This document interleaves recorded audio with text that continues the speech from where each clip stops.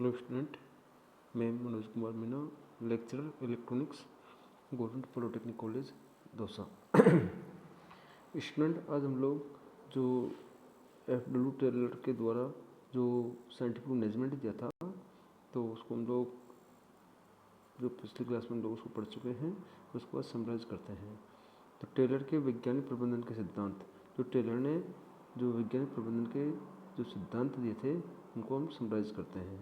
तो सबसे पहले टेलर ने बताया था कि जो हमारा कार्य है उसको एक विज्ञान के रूप में विकसित करना, तो विज्ञान के रूप में कार्य का कैसे विकास होगा, तो सबसे पहली चीज़ बताई थी।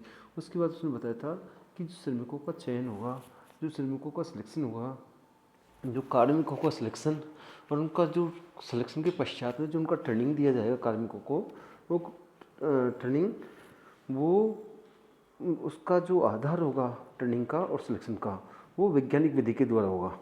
उनका जो चयन भी वैज्ञानिक विधि के द्वारा किया जाएगा और प्रशिक्षण भी वैज्ञानिक विधि के द्वारा किया जाएगा। और तीसरा, जो प्रबंधक हैं, जो मैनेजर हैं और जो श्रमिक हैं, उनके बीच में जो कंप्लीट कोऑर्डिनेशन होना चाहिए।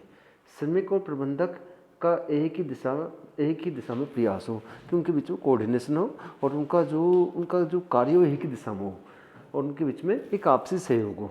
और एक मानसिक क्रांति की बात करी थी कि टेलर ने सबसे पहले बताया था कि एक मेंटल रिवॉल्यूशन, तो ये सबसे महत्वपूर्ण चीज़ है, मेंटल रिवॉल्यूशन।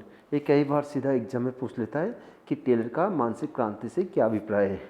तो टेलर ने मानसिक क्रांति की में बताया था कि जो श्रमिक हैं और मैनेजर, उनके पहले ये माना जाता था कि जो कार्मिक के हित अलग हैं और जो श्रमिक के हित अलग हैं और जो प्रबंधक के हित अलग हैं। तो प्रबंधक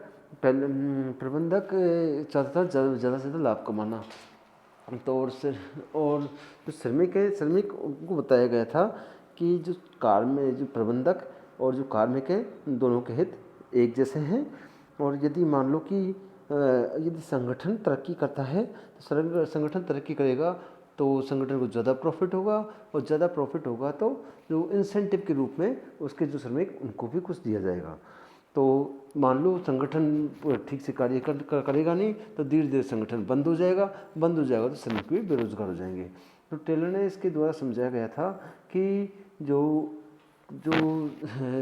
श्रमिक होते हैं और प्रबंधक होते हैं, इनके हितों के बीच में विरोधाभास नहीं होता, इनके हित कॉमन हित होते हैं, इनके हित साझा हित होते हैं, तो उनको एक ही दिशा में प्रयास करना होगा। तो इसी को उन्होंने नाम दिया था मानसिक क्रांति, मेंटल रिवॉल्यूशन, कि उनकी जो सोच है उसको थोड़ा परिवर्तित करना और उनके बीच में वो आपसी सहयोग से कार्य करेंगे। तो पहले बताया था कार्य को विज्ञान के रूप में विकसित करना, दूसरा था उनका जो श्रमिक हैं, श्रमिकों का चयन और उनका प्रशिक्षण, चयन के उपरांत उनका प्रशिक्षण, इसमें भी वैज्ञानिक विधि का प्रयोग करना। तीसरा, प्रबंधक और जो श्रमिक हैं उनके बीच में पूर्णतः सहयोग। तो पूर्णतः सहयोग के लिए उन्होंने क्या दिया था, मानसिक क्रांति। और प्रबंधक और श्रमिकों में कार्य और उत्तरदायित्व का समान विभाजन, जो भी कार्य है और जो भी रेस्पॉन्सिबिलिटी है उनका विभाजन करना। तो इसमें जो टेलर जो कार्य में ये कार्य और उत्तरदायित्व के विभाजन के अंतर्गत जो टेलर ने क्या किया था कि जो फंक्शनल फोरमैनशिप का सिद्धांत दिया था। फंक्शनल फोरमैनशिप ने जो टेलर ने बताया था कि कारखाना प्रबंधक के पास में एक तो बताया था कारखाना प्रबंधक, उसके अंतर्गत उन्होंने बताया था कि इसके अंदर 4 बॉस होंगे, एक गैंग बॉस, दूसरा स्पीड बॉक्स, तीसरा फेयर बॉक्स और चौथा इंस्पेक्टर। तो 4 बॉस उसमें के अंदर होंगे कारखाना प्रबंधक के अंतर्गत। और दूसरा था कार्यालय प्रबंधक, उसके अंतर्गत होंगे एक रूट क्लर्क, एक इंस्ट्रक्शन कार्ड क्लर्क, एक टाइम एंड कॉस्ट क्लर्क और एक शॉप डिसिप्लिनर। तो ये इस 4 चीज़ इसके अंतर्गत होंगे। अब और जो कार्य को विज्ञान के रूप में उन्होंने विकसित करने के लिए भी कुछ चीज़ें बताई थी, जिसके अंतर्गत हैं कार्य अनुमान तथ्यों के आधार पर, सबसे पहले फैक्ट्स के आधार पर उसका निर्धारण करना है। दूसरा प्रयोगात्मक अध्ययन, साइंस से प्रयोगात्मक अध्ययन हुआ, तो टेलर ने प्रयोगात्मक अध्ययन किए थे, उनको अध्ययन किए थे, समय अध्ययन हुआ, टाइम और स्पीड जो गति का अध्ययन है वो किया था।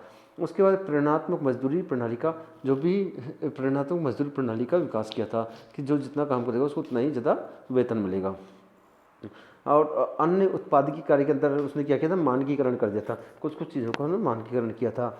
और कार्य का जो कार्य का आयोजन के लिए भी उन्होंने ये उत्पादकीय कार्य किए गए थे। दूसरा जो उसने मार्ग निर्धारण कर दिया, उसके बाद में कुछ उसका अनुसूचीकरण करवा दिया और उसका कार्य का भी अनुसूचन करवा दिया। और कार्य संबंधी निर्देश भी कुछ निर्धारित किए गए थे, और जो रिकॉर्ड और चिन्ह प्रयोग और लागत लेखांकन ये आदि का कार्य टेलर के द्वारा किया गया था। तो जो ये पूरा की पूरा जो कार्य के विज्ञान के रूप में विकास, श्रमिकों का चयन और प्रशिक्षण, प्रबंधक और श्रमिकों पूर्णतः सहयोग, और प्रबंधक और श्रमिकों में कार्य और उत्तरदायित्व का विभाजन, जो ये सारी चीज़ों को मिलाकर बोलते हैं टेलर का वैज्ञानिक प्रबंधन। तो कार्य का वैज्ञानिक प्रबंधन बोलते हैं कि विज्ञान के रूप में किस प्रकार से विकसित करेंगे, तो उसके कुछ कुछ ही आधार बता दिए।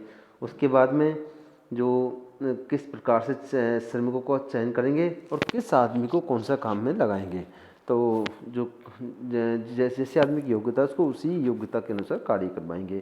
तो ये टेलर ने बताया कि वैज्ञानिक आधार पर चयन करेंगे उनका, और उसके आधार पर उनको प्रशिक्षण करेंगे और उसी के हिसाब से उनको काम का लोकेशन किया जाएगा।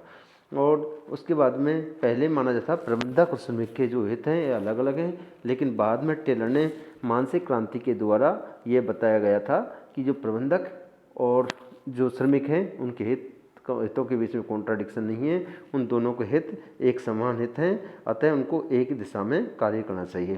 तो ये टेलर ने बताया था। हाँ, इससे कि उनका आपस में उनके बीच का कोऑर्डिनेशन बढ़ गया था। उसके बाद जो प्रबंधक और श्रमिक हैं उनके बीच में कार्य का विभाजन किया था, फिर उनके कार्य का बंटवारा, डिवीजन ऑफ वर्क कैसे किया था, उसमें फंक्शनल फोरमैनशिप का सिद्धांत दिया गया था, जिसमें कारखाना प्रबंधक के अंतर्गत कुछ नायक थे, 4 नायक, और उसी तरीके से कार्यालय प्रबंधक के अंतर्गत कुछ एक क्लर्क थे, और तो उनको एक क्लासीफाई किया गया था। तो ये पूरा टेलर का वैज्ञानिक प्रबंधन है। तो हम लोगों ने जो पिछली क्लास है उसमें वैज्ञानिक प्रबंधन के बारे में पढ़ा था, और ये उसी का एक समराइज वर्जन है। तो ये टेलर का वैज्ञानिक प्रबंधन है। तो मेरे हिसाब से आप लोगों को इसमें कंप्लीट समझ आ गया होगा।